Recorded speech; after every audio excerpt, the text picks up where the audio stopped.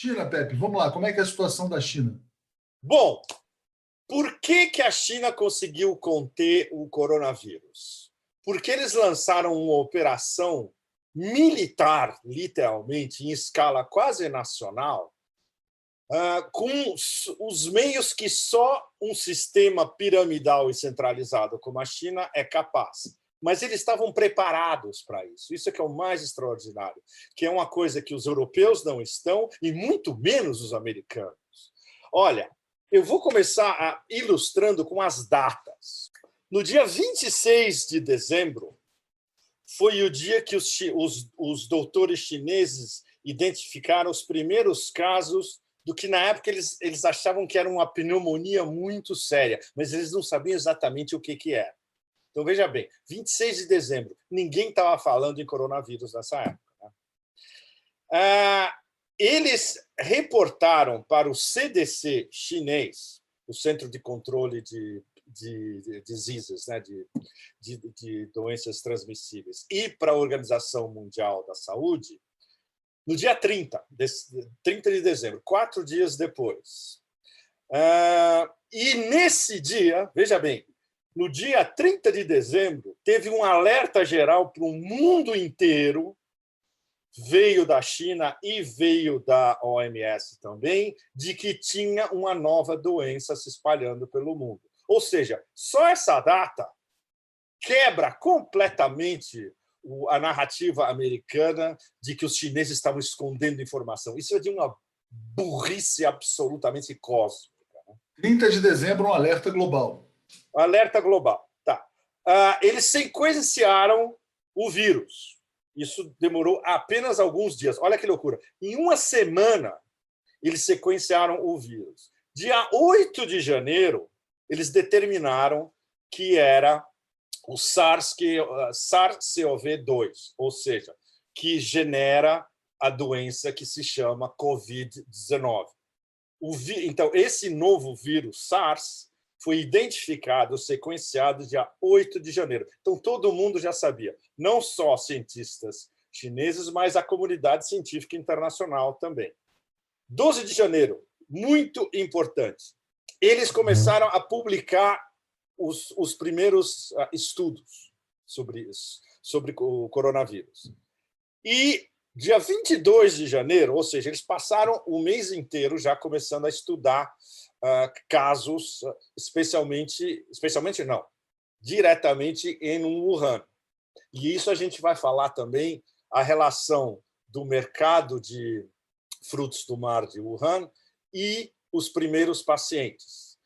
Não quer dizer que o vírus surgiu do mercado de Wuhan. E já tem literatura científica, não só de chineses, como de japoneses e de taiwaneses, dizendo que o vírus provavelmente não veio do mercado e não foi diretamente do morcego ou de alguém comendo sopa de morcego. Que, por sinal, não tem sopa de morcego na China. O único lugar do mundo onde você come sopa de morcegos é em Pulau, na ilha de Pulau, no Pacífico Sul. Os turistas chineses que gostam ou que têm uma fantasia de comer sopa de morcego, esses vídeos que vocês viram de chineses comendo sopa de morcego foram filmados em Pulau, não na China, porque na China é proibido.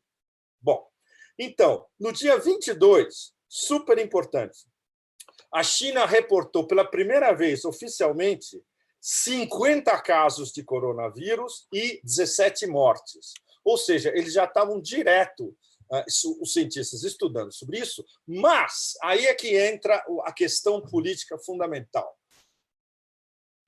Lá em cima, o Politburo, o Xi, a elite decisória, eles ainda não tinham 100% o caso. O que é isso?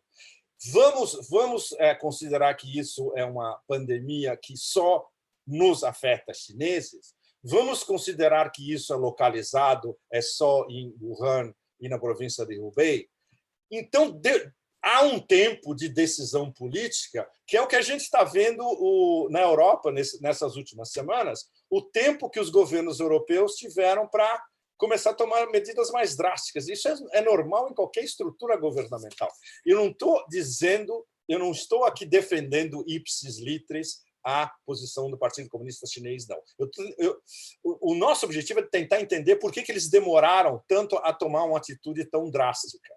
Porque isso ia significar, especialmente, a atitude que eles tomaram, isolar uma província inteira, uma região inteira, que é fundamental no sistema produtivo chinês, e eles tinham que imaginar, ok, o que a gente vai fazer? Nós vamos pagar o custo econômico disso, para o tombo econômico para o nosso GDP, para o nosso crescimento, para as linhas de montagem que hoje se originam, que passam por Wuhan.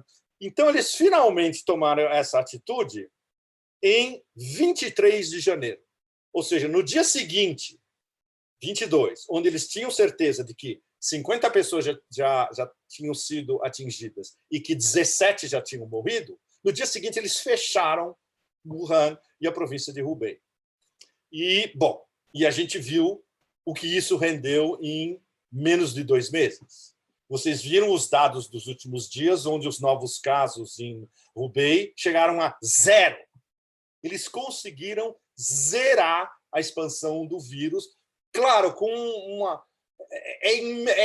É drástico num limite que nem os italianos, muito menos os franceses, os alemães, os espanhóis estão vendo. E isso, comparado com o que aconteceu em Wuhan, em Hubei, o que está acontecendo na Europa é um detalhe até. Lá foi tudo absolutamente fechado, você não podia fazer absolutamente nada. Eu não sei se vocês sabem como funciona na China, por exemplo. São os comitês de bairro. Né? Aquelas senhoras com braçadeira vermelha, funcionários do partido, eles sabem de tudo, quem entra, quem sai, quem sobe, não sei o que e tal. Então, eles estavam coordenando com outros extras funcionários regionais do partido a distribuição de comida, os takeaways. Você tinha que assinar várias formas para descer do seu apartamento e pegar sua comida, subir. Você tinha que estar registrado numa app especial que registrava os seus movimentos dentro da cidade, ou seja, você não podia sair do seu compound, do seu condo, para ir para dar uma voltinha no quarteirão. De jeito nenhum. Você estava em lockdown, em confinamento mesmo. Você só podia ir para pegar comida e subir.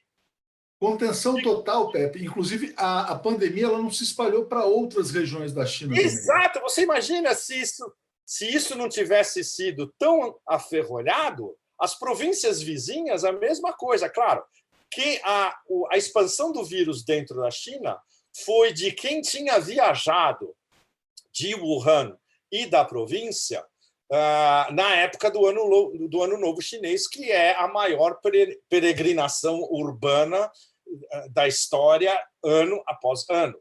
E aí é que entra aquela famosa figura de 5 milhões que viajaram entre essas datas que a gente deu no fim de dezembro, a individuação do vírus no dia 8 de janeiro e a aplicação do ferrolho, que foi no dia 23. Então, teve um intervalo de 3 semanas e meia, onde muita gente viajou. E foram esses que contaminaram os outros chineses e que contaminaram no resto do sudeste da Ásia.